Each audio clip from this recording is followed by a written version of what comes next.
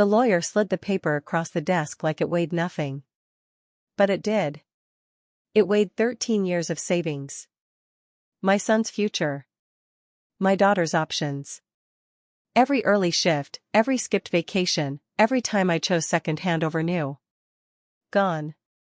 I stared at the words, impersonal, clinical, unauthorized withdrawal for family medical emergency. A signature that wasn't mine. A date that matched the week I was in the hospital giving birth to my youngest. That's when I stopped breathing like a daughter. My name is Julia Meyer.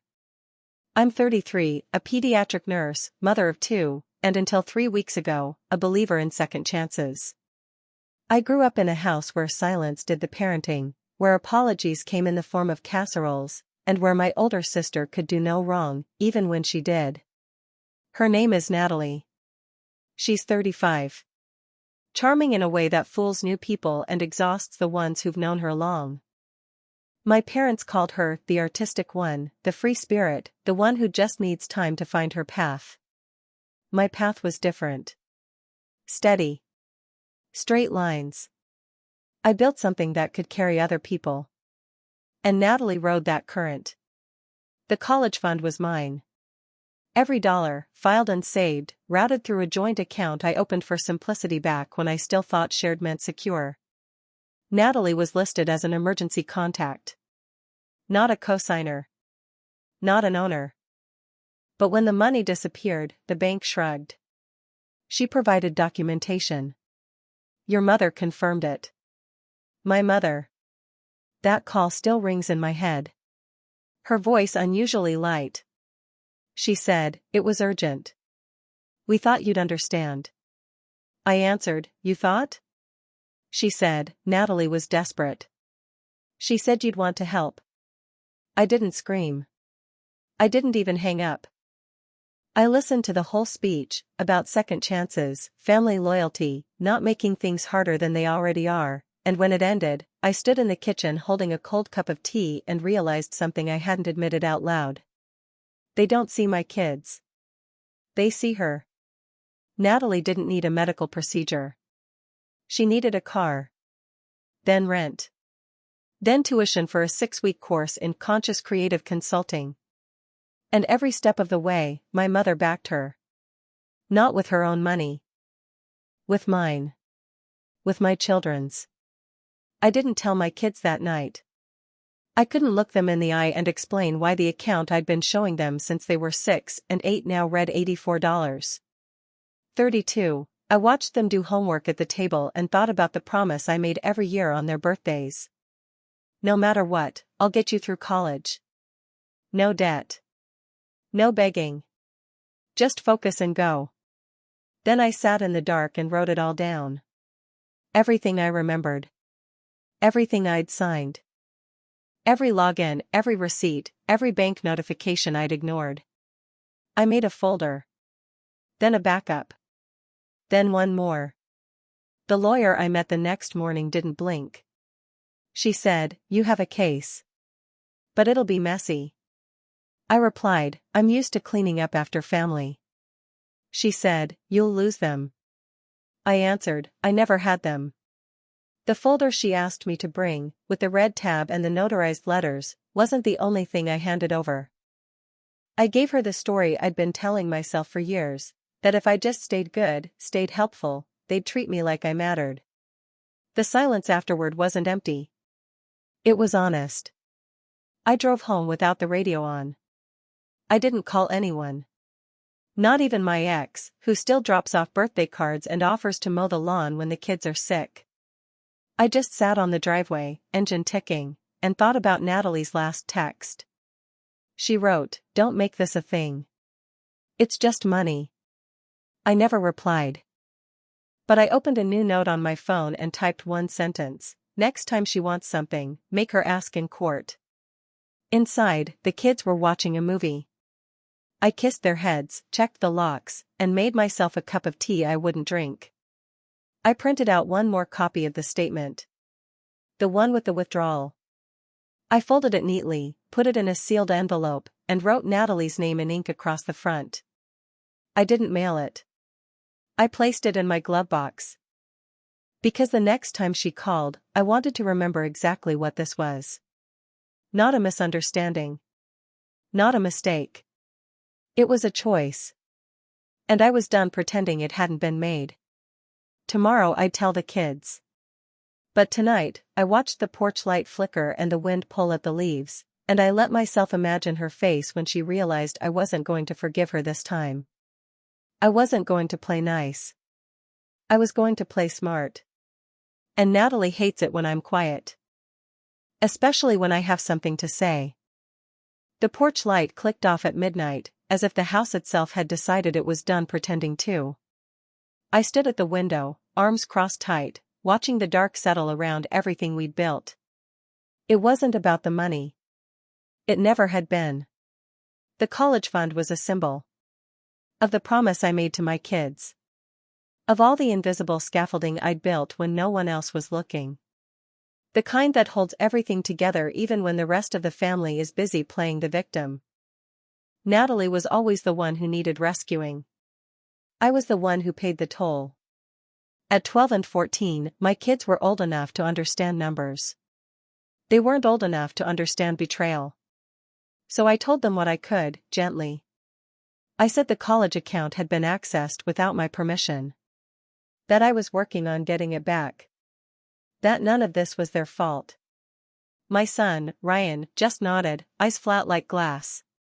He said, "So we're not going to college?" I replied, "You are. But the route might be different."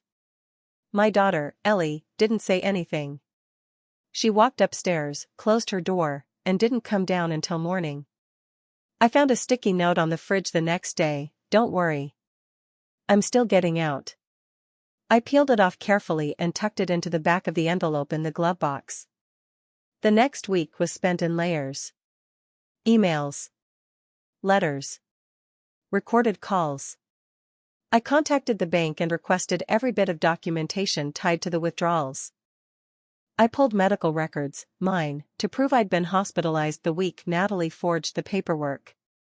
I printed screenshots, logs, even my phone GPS records. My lawyer told me it wouldn't be enough on its own, not for full restitution, but it was a start. I didn't tell my mother I'd hired someone. She called twice during that week, each time leaving a voicemail with a thin, cheerful voice that barely masked the undercurrent of panic. She said, "Julia, honey, can we talk? You're scaring your sister. She made a mistake, yes, but let's not blow this out of proportion." I didn't respond. I forwarded the message to the folder titled Evidence, Tone. By Friday, the quiet began to shift. I noticed it in small ways. Natalie stopped posting her brunch photos. My aunt, the only relative who still sent Christmas cards with real stamps, texted me asking if everything was okay. And Ryan asked if he should take down the sticky note Ellie had made from the fridge. I told him no. Because it reminded me who I was doing this for. When I was little, I used to sit in my grandfather's study while he read legal thrillers and let me color on the backs of old case printouts. He wasn't a lawyer, just a retired postman who loved puzzles, but he treated every story like a mystery to solve. He used to say, "You want to know someone? Watch what they do when they think you won't find out." I think about that now. How long Natalie must have believed I'd never check the account. How easily my mother must have confirmed a lie because it helped the daughter she liked more. And how I stayed silent for too long because I didn't want to be seen as difficult. But there comes a point when silence becomes agreement. So I made noise. Quietly. My lawyer drafted a formal complaint. Civil theft. Fraud. Breach of fiduciary duty. Words that sounded sterile on paper but pulsed with heat in my chest. I dropped the envelope at the courthouse myself. And when I walked back to the car, I didn't feel relief. I felt exposed. Like I'd taken off armor I didn't even know I was wearing. I drove through the part of town where Natalie had once lived, back when she briefly got a job at a nonprofit and pretended to be grounded. Her apartment had a red door and a crooked number 6. She lived there for 8 months. My mother helped with rent. That was the same year I started doubling my shifts to cover Ryan's braces. That memory settled in my chest like a brick. It wasn't about justice. Not really. It was about drawing a line. Natalie and my mother had crossed into territory that didn't belong to them, not just legally, but morally. They had stepped into the space between me and my children. That is sacred ground. That night, I sat at the kitchen table with a black pen and a legal pad and started making a list. Not of what I'd lost, but of what I was going to rebuild. New savings plan. Scholarship advisors. State grant applications. A separate trust account, this time ironclad. And just beneath those entries, I wrote two names, Ryan. Ellie. Then, at the bottom, whatever it takes. I was still sitting there when a new text came in. Natalie. She wrote, I heard you went legal. You'll regret that. I stared at it for a long time. I didn't respond. But I moved the envelope from the glove box to the passenger seat. Because something was shifting again. Not just in me. In them. And I needed to be ready. The phone didn't buzz again that night, but I couldn't sleep. Her words sat on my chest like weight, you'll regret that. Not an apology. Not even anger. Just a threat wrapped in sisterly entitlement. And the worst part? I believed her. Because Natalie doesn't explode. She seeps. She infiltrates through people, through our mother, old friends, casual acquaintances who mistake volume for vulnerability. Her power has never come from being right. It comes from being louder. By Monday, the murmurs had started. I got a call from a mutual friend, someone I hadn't seen in over a year, someone who once lent Natalie a dress and never got it back. She said, hey, I just want you to know. Natalie's telling people you're suing her over a misunderstanding. She said you're emotionally unstable. I replied, thank you for telling me. She said, you're not, right? I hung up before I answered. That week, I started noticing the shift. Not in strangers, in people I loved. My cousin, who used to call every Sunday, skipped 2 weeks in a row. My aunt, who'd asked if things were okay, posted a passive-aggressive quote about forgiveness being more adult than bitterness. And my mother. She finally stopped pretending. She left a voicemail on Wednesday, her tone stripped of the usual sweetness. She said, you are tearing this family apart. I raised you better. Natalie made a mistake, and you're punishing all of us for it. I played it once. Then again. Then a third time, volume down low, in the car outside the pharmacy while Ellie picked up her allergy meds. Tearing this family apart. That line echoed because it wasn't new. It was an old script, just dusted off. The accusation I'd heard every time I said no, every time I asked for space, every time I dared to say, that's not fair. But now, it wasn't just about me. It was about my children. So I pressed save, titled the file Family Threats, and forwarded it to my lawyer. Gaslighting is easy to ignore when it's subtle. But I was past the point of subtle. Even at work, I felt the undertow. The front desk nurse gave me a strange look when I walked in. One of the younger staff, a girl who once said Natalie's art was so raw, avoided eye contact all day. It made me want to retreat. To play small again. Instead, I made a new rule for myself, I don't explain integrity to people who benefit from pretending not to understand it. That rule saved me. Still, the isolation hurt. I stopped checking social media. I started drinking more tea than coffee. My hands trembled less, but my shoulders never relaxed. The emotional pressure felt like a second job, invisible labor, defending the truth without ever raising my voice. One person didn't waver, Sarah. We'd met in nursing school. She had a laugh that could split concrete and a loyalty that didn't ask for headlines. We hadn't been as close the past few years, life, divorce, geography, but I reached out anyway. She drove over on a Thursday night with a grocery bag full of snacks and a bottle of ginger ale. No wine.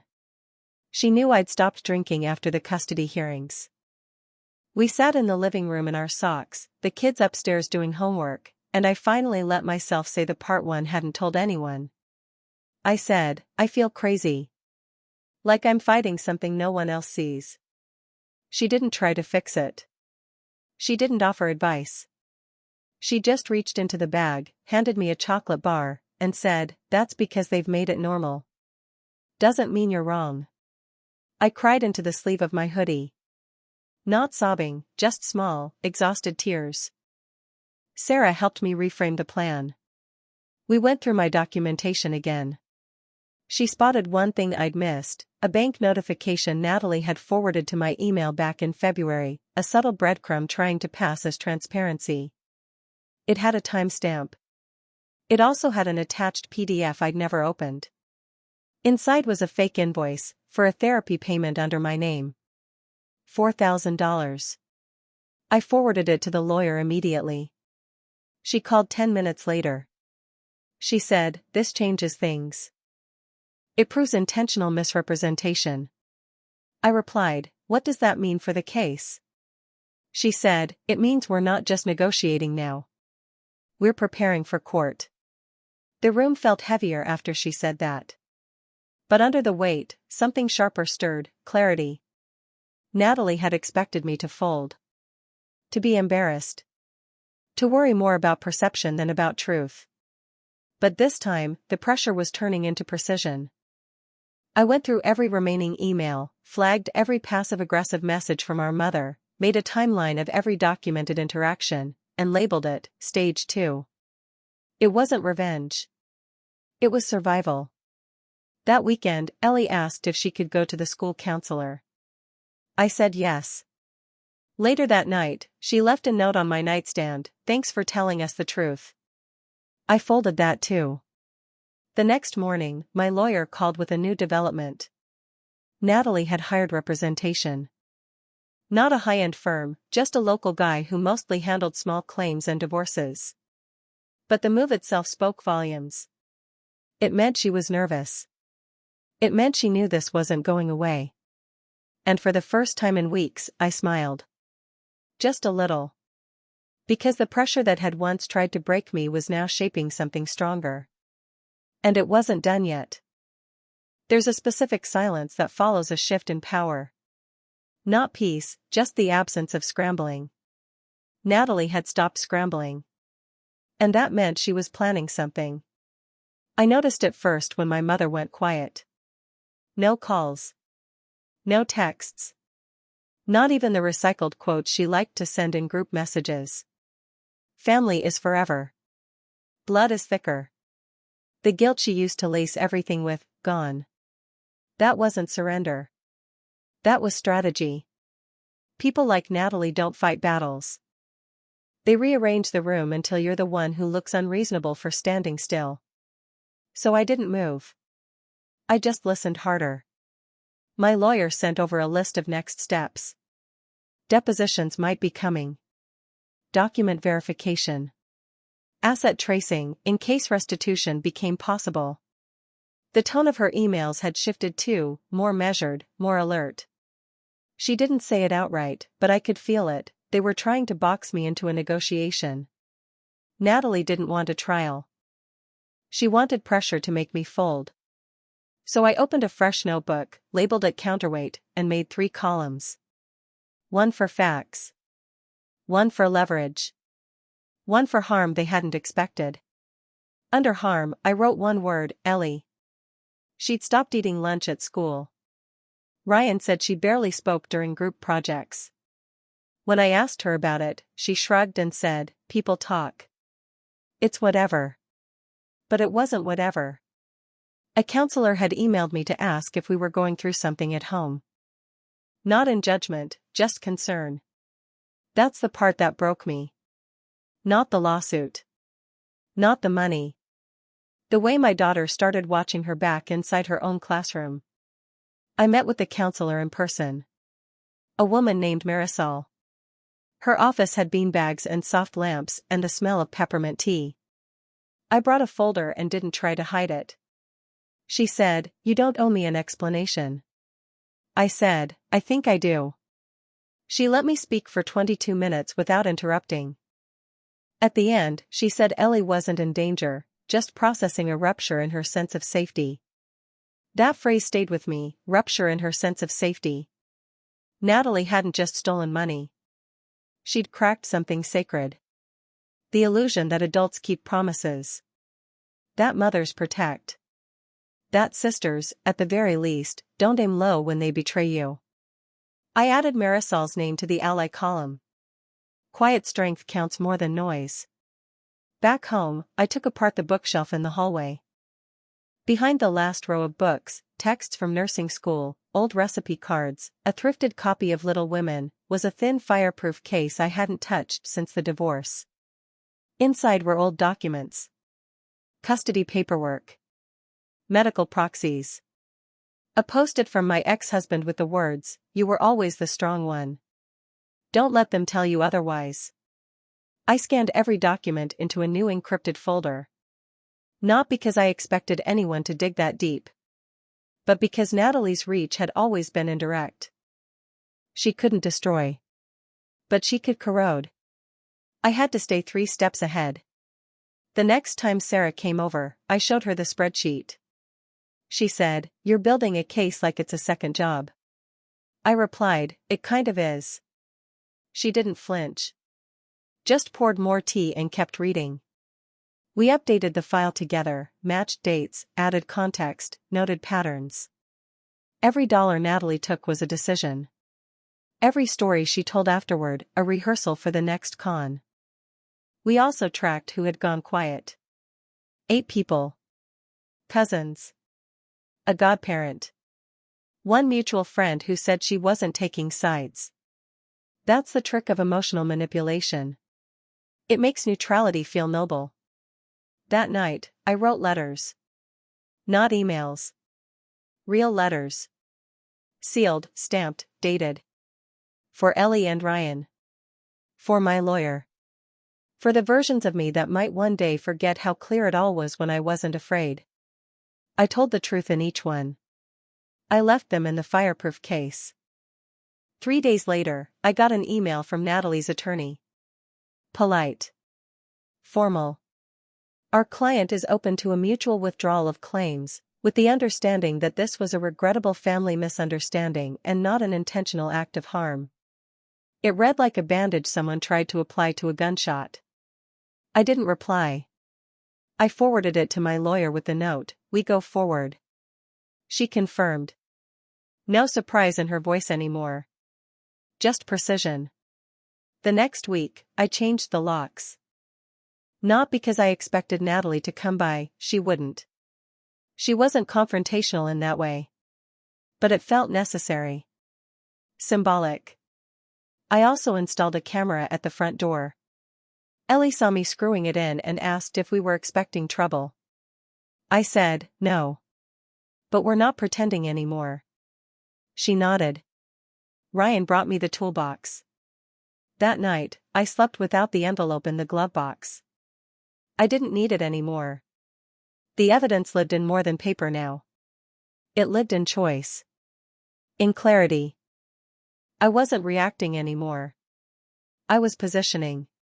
And Natalie, whatever she thought was coming next, was going to find a very different version of me waiting. Some people break glass when they panic. Natalie breaks people's reputations. Quietly. Thoroughly. As if she believes she's entitled to the cleanup.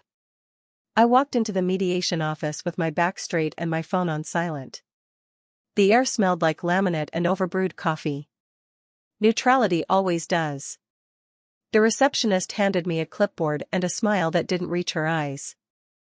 Across the room, Natalie sat in a blazer I recognized from our mother's closet, cream-colored, too loose at the shoulders. A signal.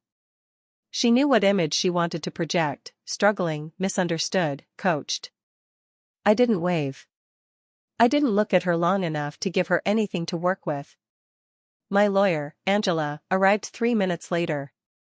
She moved with calm precision, all navy and no apology. We didn't speak until we were called in. The mediator, a thin man with a nameplate that read Clark, led us into a glass-paneled room and asked us to remain respectful. He smiled like someone who'd seen one too many family implosions staged over complimentary water bottles.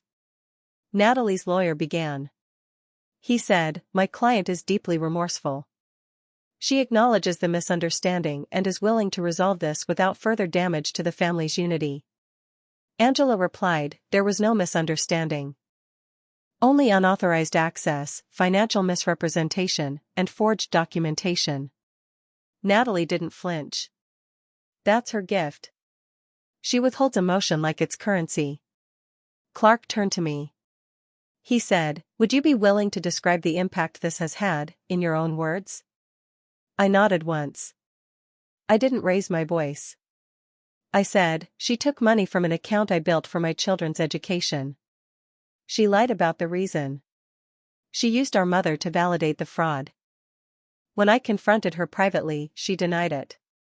When I pursued legal action, she told people I was unstable." I folded my hands.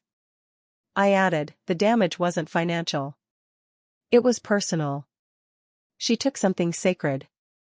Natalie finally spoke. She said, "It wasn't sacred to you until you wanted to punish me." The room chilled. Even Clark paused. Angela said, "My client is here to resolve, not to be provoked." Natalie leaned back, crossed her arms. She said, "She's always had this need to control everything. I made a mistake. But dragging me into court over it? What kind of sister does that?" I didn't answer. Because Natalie thinks love is permission. And I'd spent most of my life handing it over like a spare key. Clark cleared his throat and proposed a settlement. Partial repayment. Confidential agreement. A formal letter of apology. Angela said, "We'll take it under review. But no confidentiality." Natalie's lawyer objected. Angela said, "She doesn't get to rewrite this again in 2 years." We stepped out for a break. Natalie stayed seated, flipping through her phone like this was just another inconvenience. Angela handed me a bottle of water I didn't ask for. She said, "You handled that well." I replied, "It doesn't feel like it." She said, "That's because you're still being pulled by history. Keep your focus forward." I watched Clark through the glass. He was writing notes on a yellow pad.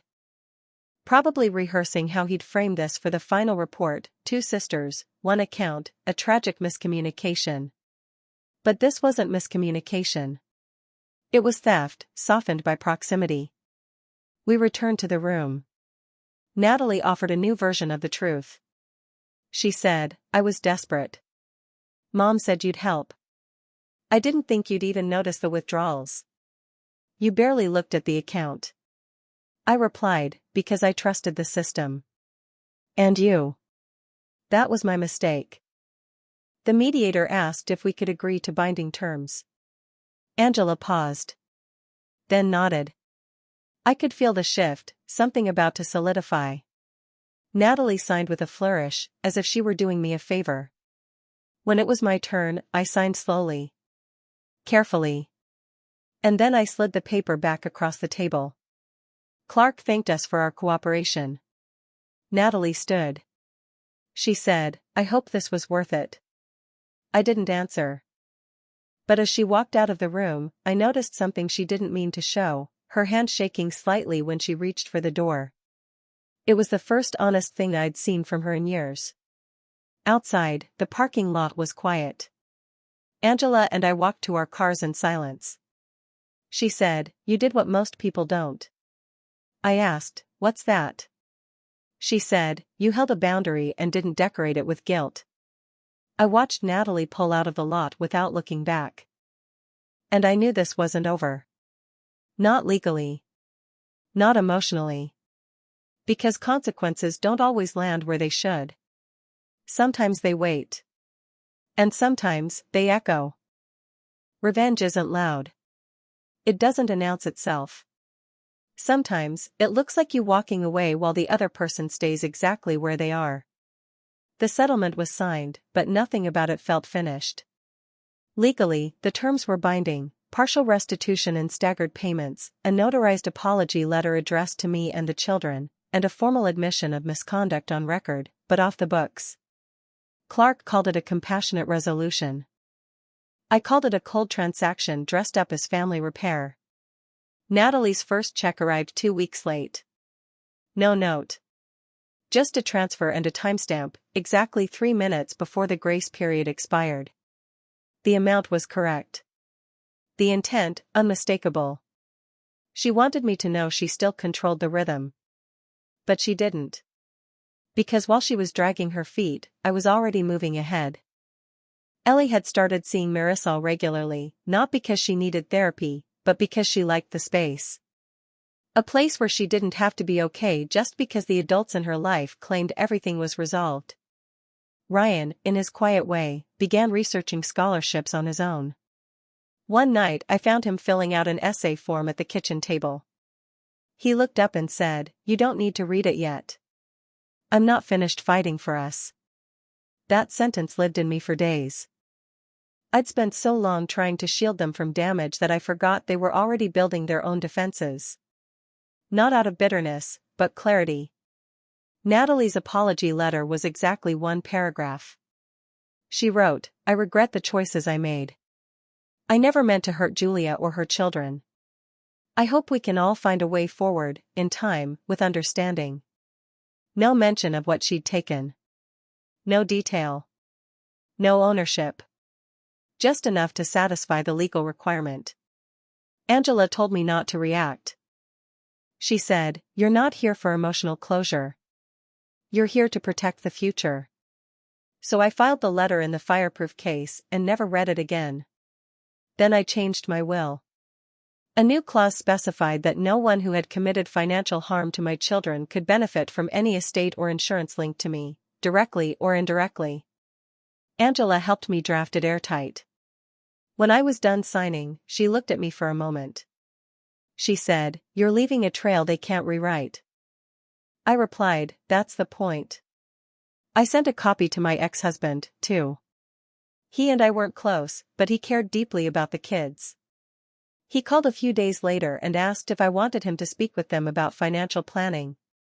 I said, "If they'll listen, I'd be grateful." He said, "You know, when all this started, I thought you might walk away. Not because you're weak, but because you've always chosen peace first." I replied, "That's not peace. That's exhaustion." We left it at that. In the weeks that followed, I noticed something strange. The silence wasn't just quieter, it was emptier. Natalie had gone still. No texts. No gossip. No retaliation by proxy through extended relatives. It would have been comforting if it hadn't been so calculated. Because Natalie doesn't retreat unless she's trying to create a new angle. One afternoon, a letter arrived from our mother. Handwritten. Not legal. Not accusatory. Just tired. She wrote, "I don't know what you're trying to prove. Natalie's lost so much already. I thought you were different. I thought you forgave." I didn't reply. I just underlined one sentence and folded it back into the envelope. "I thought you were different. Maybe I was. Because the old me would have called. Explained. Tried to justify setting a boundary. The new me put the letter in the drawer marked boundaries and poured herself tea instead. There's a loneliness in doing the right thing when everyone around you is invested in pretending it didn't happen. But there's a power too. I began documenting everything more methodically. Not out of paranoia, but practice. Emails. Financial records. Each of Natalie's late payments. Every transfer tagged and logged. Angela said, "If she defaults, we escalate." I said, "I'm ready." And I meant it. Then, one night, Ryan came downstairs holding his phone. He looked hesitant. He said, "You probably shouldn't see this. But it's about you." It was a screenshot. Natalie's name at the top. A social post, vague but pointed. Some people pretend to be victims to feel powerful. Meanwhile, the real damage goes ignored. I'll never understand that kind of cruelty, even from blood. Dozens of comments. Supportive. Sympathetic. Most from people who only knew one side. Ryan said, "She's just being manipulative. Nobody believes her." But I did. Not her story. Her strategy. Natalie was reframing. Again. It wasn't about stealing anymore. It was about painting herself as someone recovering from my supposed cruelty. I didn't reply. Didn't post. Didn't explain. But I started drafting something new. A sealed letter. Dated. Not to be opened now, but someday. By Ellie. By Ryan. If they ever needed to remember. I titled it simply, "What I Protected." Because the truth, unspoken, can still be inherited. And I wasn't done protecting them yet. Some endings don't come with closure. Just the quiet click of a door you finally choose not to reopen. The last payment Natalie owed was due on the 15th. It arrived on the 17th, no message, no apology. Just a number on a screen and a silence she hoped would pass for dignity. Angela emailed me the next morning, "Payment complete. Case closed on our end unless future violation occurs." I didn't respond right away. I just stared at the message, as if waiting for it to mean something it didn't. There was no sense of triumph. No satisfaction. Just a subtle shift in weight, like removing a stone you've carried so long, you forget it was never part of you. I stood up, walked to the kitchen, and poured the rest of my tea down the sink. It was cold. Unfinished. Later that afternoon, I drove Ellie to her art exhibit at school. She'd been selected to present a mixed media piece for the spring showcase, something about memory and distortion. She called it "The Things We Keep Quiet." It was made from shredded notebook pages, family photos layered in resin, and one broken watch, frozen at 3:14. She said, "It's about how time stops for one person but keeps going for everyone else." I asked, "Whose time stopped?" She shrugged. "Depends who's looking at it." The auditorium lights buzzed softly overhead. I stood there longer than I meant to. Something in the piece pulled at me, like a version of the truth I hadn't known she was watching. After the show, she hugged her art teacher and texted Ryan to pick us up. On the way home, the three of us stopped for frozen yogurt. No big moment. Just normal. And I realized that's what I'd been working toward this entire time. Not revenge. Not validation. Just normal. The kind of normal that doesn't come with conditions.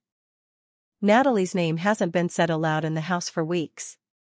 Ryan refers to her as "the situation," when he refers to her at all. Ellie calls her "that chapter." Both terms are accurate. And yet, some echoes remain. At night, when the house is quiet, I still check the locks twice.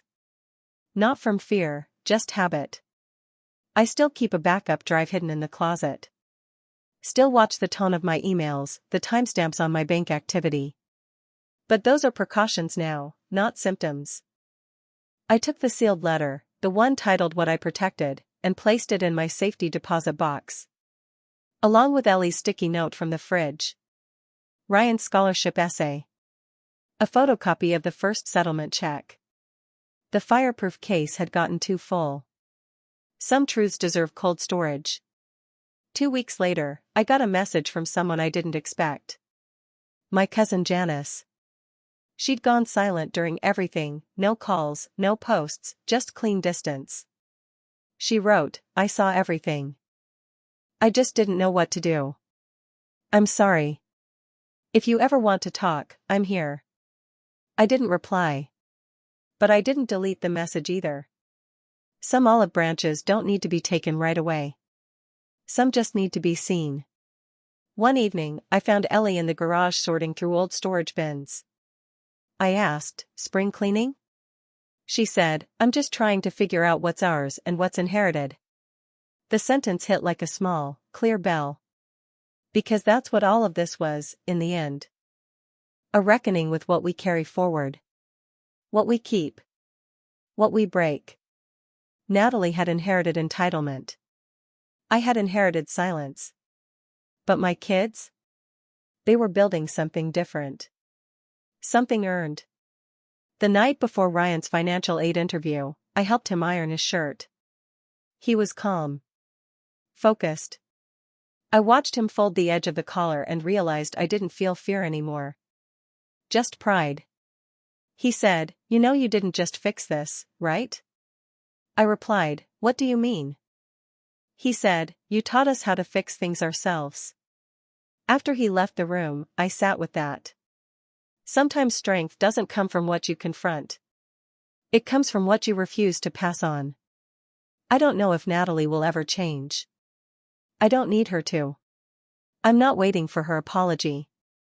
I'm not waiting for my mother to understand. I'm not waiting, period. Because we're already living the life they said we ruined. And we built it, piece by piece, without anyone's permission. That's the quiet part of revenge no one talks about.